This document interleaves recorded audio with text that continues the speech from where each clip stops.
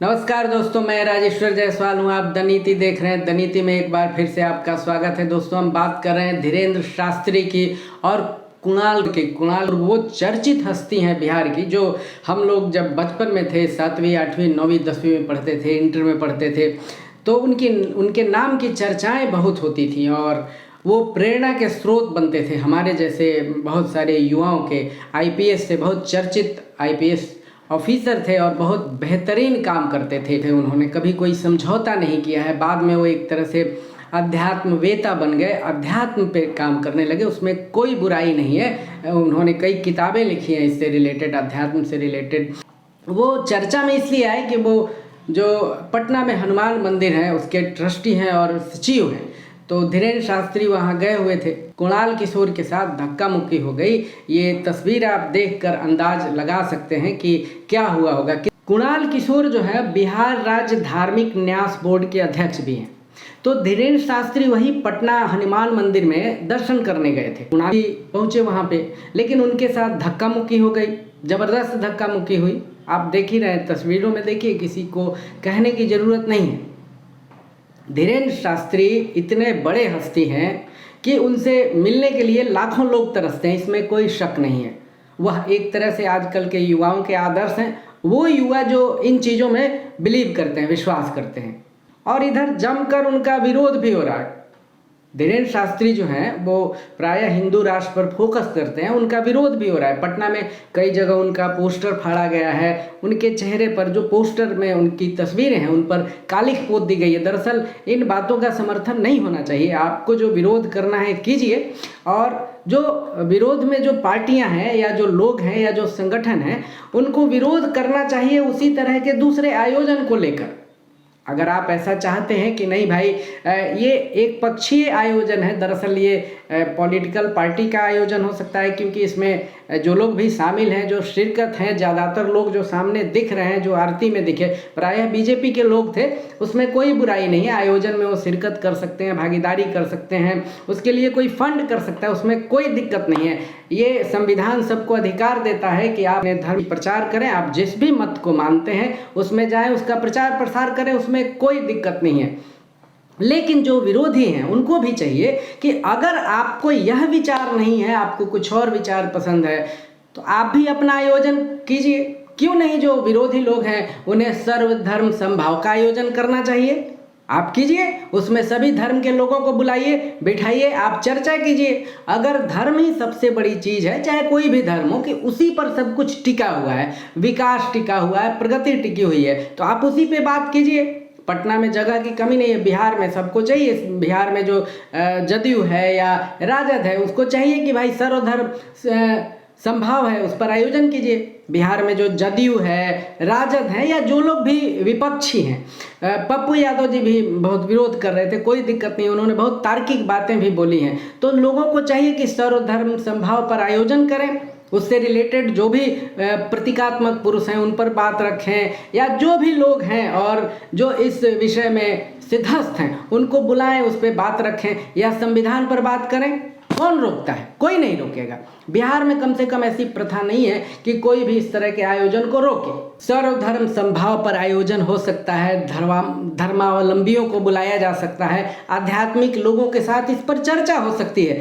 सामान्य जनता को नीतीश जी और तेजस्वी बताएं कि भाई लोकतंत्र क्या है, लोकतंत्र के लाभ क्या है, इससे कैसे कैसे लाभ मिला है। अब देखिए, लालू जी जिस तरह के परिवार के थे, क्या कोई आज से 60-70 साल 80 साल पहले सोच सकता था कि वो सीएम बनेंगे? बिल्कुल नहीं सोच सकता था, लेकिन वो सीएम बने। इसमें कहीं कोई दो कर्पूरी ठाकुर के विषय में कोई सोच सकता था क्या कि वो सीएम बनेंगे? कितने सामान्य परिवार के थे, गरीब परिवार कहना ज़्यादा मुनासिब होगा। अब देखिए, प्रशांत किशोर जी ने भी अब उनका पोस्टर लगाया है, एक तरह से उनको पोस्टर बॉय बनाया है अपना, उनको, बाबा साहब को और महात्मा गांधी को। तो कोई सोच सकता था? नहीं सोच सकता था। और ऐसा हो रहा है, तो इन लोगों को भी चाहिए कि आप ऐसे आयोजन करें। आयोजन का जवाब गाली देना, पोस्टर फाड़ना और भद्दी बातें करना नहीं है। उस आयोजन का जवाब है आप भी आयोजन कीजिए, विमर्श कीजिए, नैरेटिव बनाइए उस तरह का कि लोग आपकी बात भी सुने। क्यों नहीं बिहार सरकार या ये पार्टियां जो एक तरह से प्रगतिशील पार्टी कही जा सकती है, जो संविधान की कसमें खाते हैं, संविधान बचाने के लिए रैलियां करते हैं, उन्हें चाहिए कि संविधान के क्या क्या लाभ हैं इसे बताएं। संविधान की आवश्यकता और इसके लाभ से संबंधित कार्यक्रम को रखना चाहिए।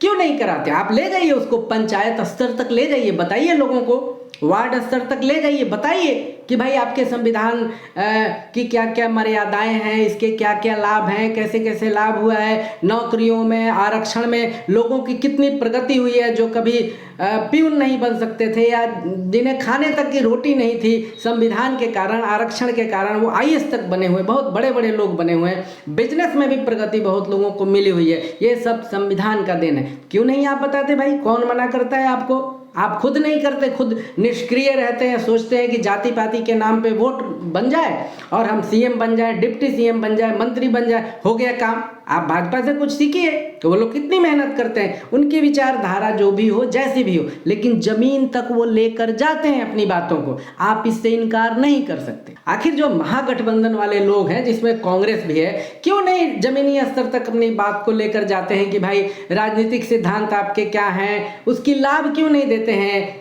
जैसे भाजपा और संघ वाले लोग देते हैं। संघ के लोग कितनी मेहनत करते हैं, वो हिंदू राष्ट्र की परिकल्पना उनके अंदर है, वो लेके जाते हैं लोगों के पास, बताते हैं आपकी परिकल्पना ऐसी नहीं है, आप संविधान के अनुसार चलते हैं, तो आप लेके जाइए। आप तो कभी इस पे बात नहीं करते, कभी कोई बड़े आयोजन नहीं करते, आपको लेके जाना चाहिए।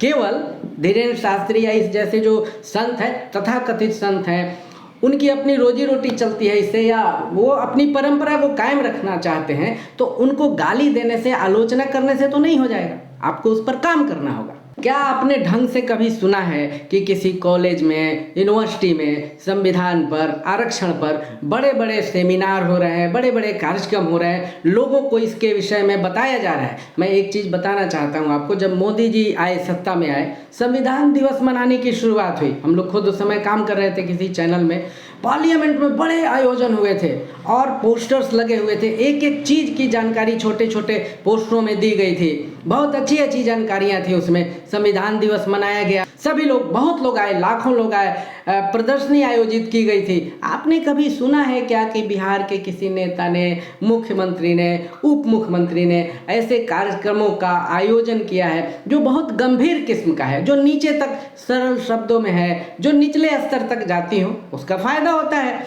लोग जानेंगे तब तो आपके समर्थन में खड़े होंगे। जिनको हिंदू धर्म या दर्शन का प्रचार प्रसार करना है वो कर रहे हैं और वो सफल हैं, क्योंकि वो उस पर मेहनत कर रहे हैं। आप मेहनत नहीं कर रहे, इसलिए आपको दिक्कत है और आप खीज में हैं। तो उससे क्या होता है? खीज में होने से कुछ नहीं होगा, आप केवल भड़केंगे, गाली देंगे और बाहुबल का प्रदर्शन करेंगे, उससे कुछ नहीं होगा। अब देखिए, एक चीज तो साबित खुद ही धीरेन्द्र शास्त्री ने कर दी कि भाई उनकी किसी ईश्वर से डायरेक्ट बात नहीं होती है। जब गर्मी होने लगी, लोग बेहोश होने लगे, तो उन्होंने खुद कहा कि हम आयोजन को रोकते हैं, अब जिनको सुनना है घर से सुने। अगर उनकी डायरेक्ट भगवान से बात होती तो वो बताते कि नहीं भगवान, आप कुछ देर के लिए गर्मी कम कर दीजिए, 10-15 डिग्री सेल्सियस जो है वो घटा दीजिए। जो हमारे भक्त हैं या प्रवचन सुनने आए हैं, उन्हें ज़्यादा गर्मी नहीं लगे। वो बहुत कुछ खुद ही सिद्ध कर देते हैं। आपने सुहानी शाह का नाम सुना होगा, बहुत कुछ सिद्ध किया उस लड़की ने। महाराष्ट्र में क्या हुआ था? गए थे वहां प्रवचन करने, भागे। संविधान और आरक्षण से लाभान्वित होकर बहुत लोग दोस्तों CM बने हैं, PM बने। खुद मोदी साहब ने कहा है, आपको याद है मोदी जी ने कहा है कि आज मैं जो कुछ भी हूँ बाबा साहब के कारण हूँ। कई कार्यक्रमों में बोला है उन्होंने, तो आपको मानना पड़ेगा। भले वो अंदर से मानते हैं नहीं मानते हैं वो जाने, लेकिन स्वीकार करते हैं, कैमरे पर आकर बोलते हैं। महागठबंधन वालों को बताना चाहिए, बिहार में जो भी प्रगतिशील संस्थाएं हैं जो इस तरह की बातें करती हैं, उनको सामने आकर बताना चाहिए कि नहीं ये अच्छा है या बुरा है। आपको अपने सिद्धांत को प्रचारात्मक रूप देना पड़ेगा, आपको भी प्रचार करना पड़ेगा, तब होगा। आपको जमीनी स्तर तक जाना पड़ेगा। अब प्रचार में इतने खर्च नहीं लगते। सोशल मीडिया आप जाइए, फेसबुक है, ट्विटर है। ट्विटर पे कम लोग जाते हैं, फेसबुक पर, व्हाट्सएप पर बहुत लोग जाते हैं। व्हाट्सएप पर प्रचार की बात तो अमित शाह भी करते हैं, खूब जोर शोर से कर चुके हैं वो बात कि हम कैसे कैसे प्रचार प्रसार करते हैं। आपको कौन रोक रहा है? आप भी कीजिए, आप भी वीडियो बनाइए, आप भी आयोजन कीजिए, कन्वेंशन हॉल को दे दीजिए लोगों को। आप हिंदू, मुस्लिम, सिख, ईसाई सबको बुलाइए।